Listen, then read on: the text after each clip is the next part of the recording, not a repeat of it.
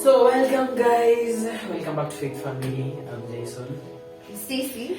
Yeah, so welcome back. It's been a while. Yeah. We're really sorry that we've been away for quite a long time, and today we're only two people. The rest are still very much present, but they're not here. Yeah. So we decided to share on a much deeper level, and we picked on a quite interesting lesson study for us to share with you guys. So we'll be we'll be sharing with you on the Cornerstone lesson, and we're quite sorry we didn't pick up from the first lesson. We jumped into it. We've taken a long while deciding on when and how we should start this thing. So yeah, we're here. Yeah. So and be sure to enjoy this lesson from home, wherever you are. I know we will not be having this chance to share with the usual way we normally share on these lessons, but we decided to bring it home to you. Yeah, so this week's lesson will be, do you want to get well? Do you want to get well? Yeah. Do you want to get well? Do you want to get well? Yes, we want to get well. Is a question that each person needs to ask themselves. Huh? So it was a rhetorical question. Was it? Okay, it's not really that rhetorical. Shouldn't be. Because we all need to make that decision in life. I'm feeling like we are going into the lesson before we even introducing the lesson itself. So this week's lesson is, we are going to be reading from the book of John chapter 5. I think roughly the whole of John chapter 5, but specifically we'll be going through from 1 to 19. Yeah, verse 1 to 19, and a little bit of desire pages which will be backing on comments from Major most of the time. Yeah. So Stacy, John chapter 5, take us through. So before we start with John chapter 5, I have a story, and the story is about this man called Kat. So Kat was driving home one night, and on his way he saw a man on the alley. He was sleeping there, and at that time it was in the early hours of the night, and it was really cold, and he didn't have anything to cover himself with. So when he drove past him, he couldn't let that thought leave his mind. Does that make sense? Yeah. So he felt bothered in his mind, and he drove back to check on this man. So when he got there, he talked to this man, and he told him that, I want you to come and stay with me for a while until the weather becomes warmer, and or if he will be able to, stay comfortable by himself. So this man went with Kat home, and when Kat was telling this story, he said that, this man, his name is Ray, when he got to know him, he noticed that this man loved the good food, he loved taking a hot shower, he loved the comfortable bed, and he had the keys to the house. And the thing with Kat is that he told Ray, you can stay in this house for as long as you want. And 2 days later, guess what Ray did? Just guess what Ray did. I'm guessing humanly possible. This is a person from the street, from the house. He stole from the house. Or something, or lost the house and claimed it as his own. So, guys, this man had the audacity to write a note to Kat and say that, thank you, but I'd rather go back to the streets. Imagine that's what he said. And he went back. It's something that we didn't expect. Who lives in a warm house from the streets? Imagine. And it just goes back to the topic of today, and that is, do you want to get well? And thinking about this story and how Christ is for us, it's like we've been given this abundance of grace, abundance of mercy, and it's all for us to take. But then, when it comes to us accepting that mercy, choosing to be saved, and seeking for redemption, we usually want to go back to that which has held us in bondage. So, so maybe I think John just explain John chapter 5. Get your pen, your paper, your Bible, and follow through. So the lesson this week is it's a two-part lesson. So first, this has introduced well the first part of the lesson is whereby we're talking about do you really want to get well, and the second part is this. Okay, so let me before I even break it down to that. So the story we're talking about is from John chapter 5, and from verse 1 to verse 19. So John chapter 5, I'll paraphrase it because I don't think we have that much time to read through the whole thing. So John chapter 5 talks about Christ at the pool of Bethsaida. It's some funny, we had some funny game that we used to play with that thing. Some guy gave us some quiz to find the sentence, B, the S, D, something like that sort. Wow. And we searched for that word for a whole afternoon, and none is able to find it, but it's the name Bethsaida. It's not supposed to be Bethsaida, it's Bethsaida. So this week we're talking about Christ and the miracle that he performs at the pool. So ironically, Christ performed very few miracles on the Sabbath, and this happens to be one of them. So one thing that is really unique about this pool where Christ is performing this miracle is the legend or the story behind it is that once in a while the pool used to be stirred up, and the people around the pool, the first to get to the pool, I think it was the first, could get healed. So Christ comes through the pool on a Sabbath day, and everyone there is basically sick. It's like you go to the hospital and everyone is sick. So let's put it in a phrase where Christ enters a hospital and everyone is sick, everyone is dying. You know, when a person is sick, you normally feel like you're the only person who is sick and everyone else is not sick per se. So everyone there is sick and everyone is seeking this healing. But Christ approaches this place and only picks one person to heal. And that is where the title of our lesson this day comes from. Christ asks this ironic question to this person: do you want to get well? And I think we've all had a lot of sermons on this title, do you want to get well? And I've been taking this lesson from a negative perspective, but I got a chance to look at it from quite a very different light. So Christ asks this person. So this invalid had been sick for quite a number of time. 38 years. 38 years. So 38 years is quite a long time. So this person was paralyzed or was he blind? So have you read your Bible? He has. Lame or paralyzed. Yeah. So this person is laying on a mat. This person is paralyzed. So Christ asks this person, do you want to get well? And this invalid responds by saying, each time the water is stirred up, people get into the pool before I do. And Christ commissions this person to pick up his mat, and faithfully the invalid picks up the mat and goes away in joyful, triumphant rejoicing. And even before he got a chance to give thanks, Christ had vanished into the crowd.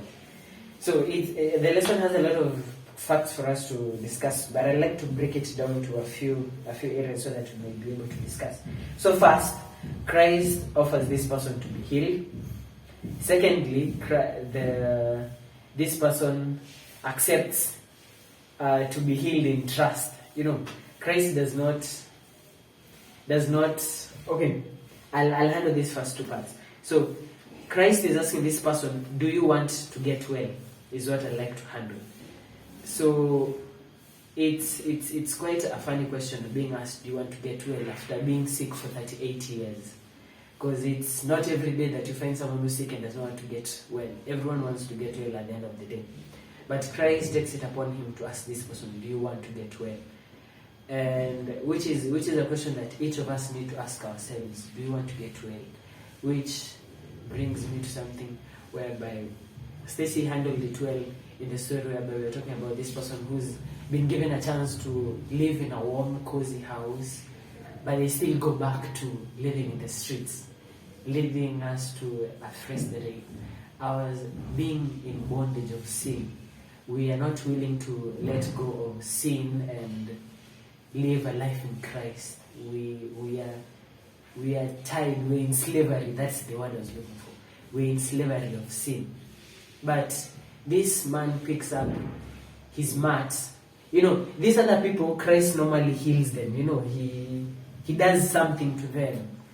Like for the story of Bartimaeus, he makes a poultice that he places on his eye. But in this case, Christ does nothing but just asks this person to pick up the mat and walk. And this man rises up, picks up the mat and walks. It took a lot of trust and faith in Christ for him to do that.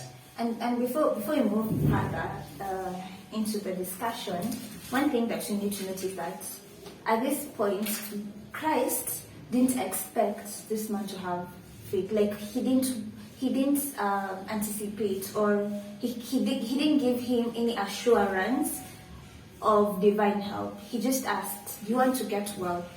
And then the man explained himself, and then now Christ said, pick up your mat and go. And now, if you think about this man in this position, he's been sick for 38 years, meaning that every year he's been going there in faith. He's been going there in faith, hoping that one day he'll be able to get well. And there's a question that Jason asked me a while back, and it was on whether this man was sick out of his sin, because of his sin. And something that we see in Deserved Ages, it says that his disease was in a great degree the result of his own sin, and was looked upon as a judgment from God, and alone and friendless, feeling that he was shut out from God's mercy, the sufferer had passed long years of misery. And at that time, when it was expected that the waters would be troubled, those who pitied his helplessness would bear him to the porches.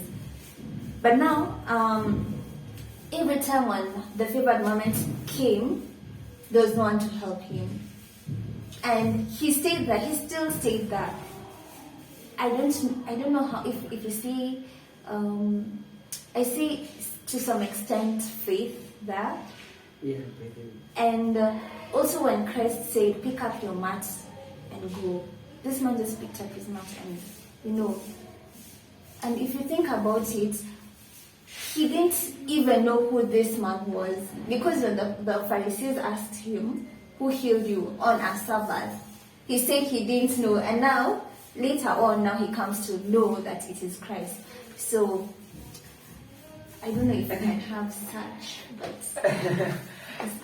Christ does it. Okay, I kind of feel like Christ had planned his work out well enough.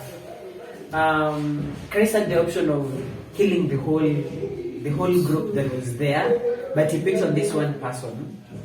And even on picking on this one person, he had the option of telling this person to get well and just go home. Yeah.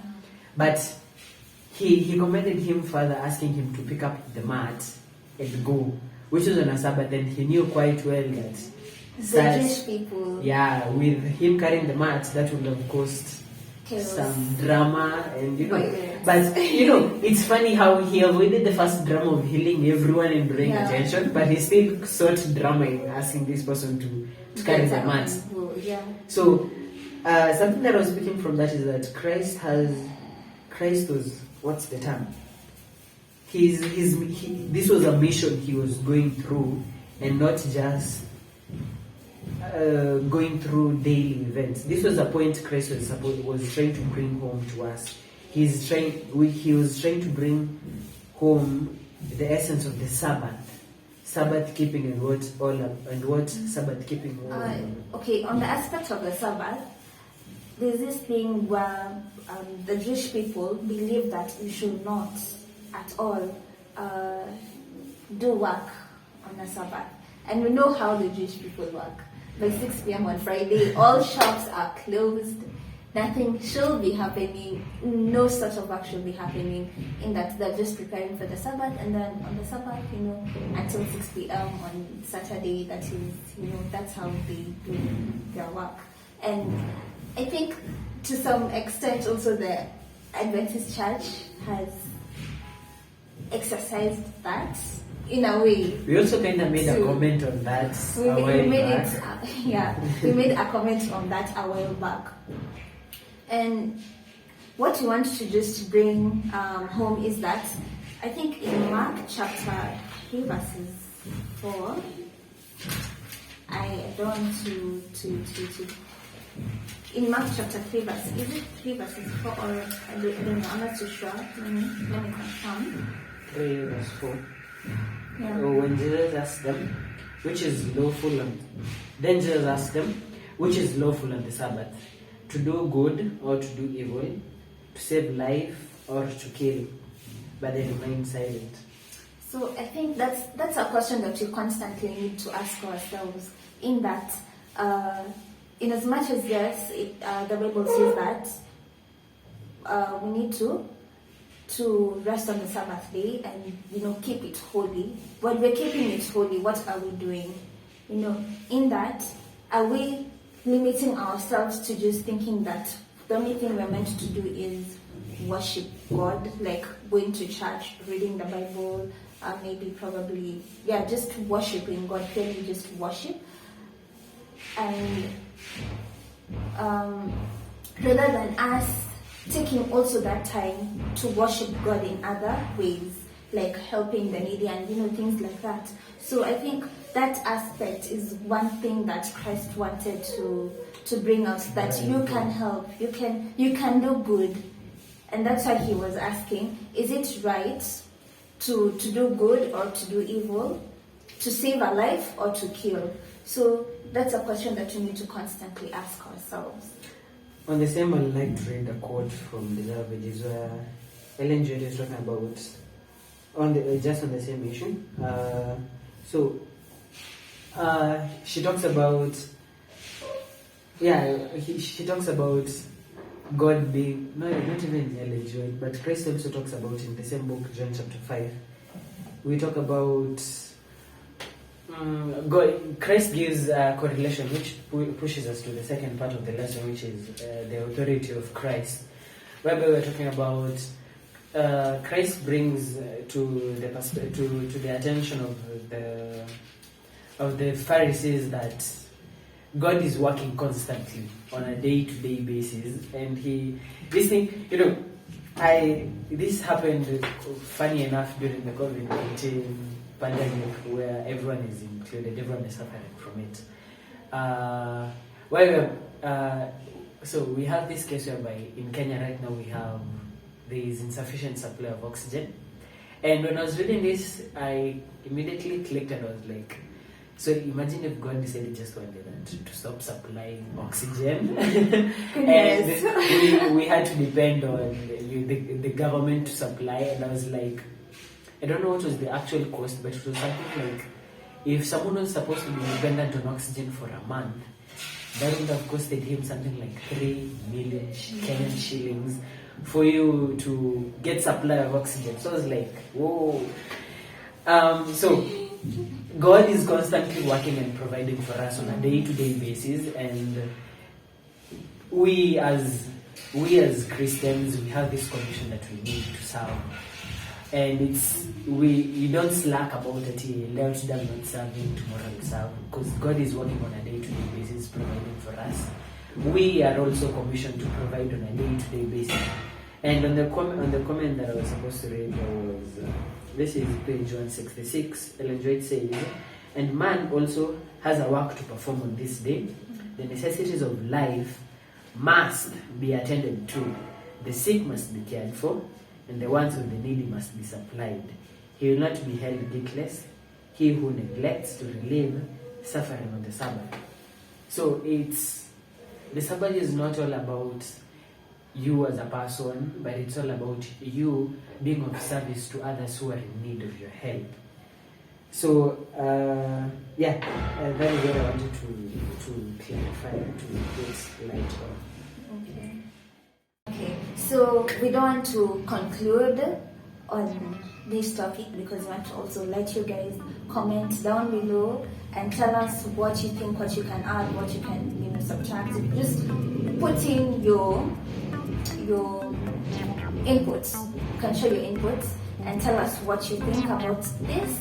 But again, the topic for today was, do you want to get well? And it's a question that we need to keep asking ourselves, that in as much as yes, you've accepted Christ, do we really want to fully get well in terms of us living a godly life and being free from the bondage of sin? So,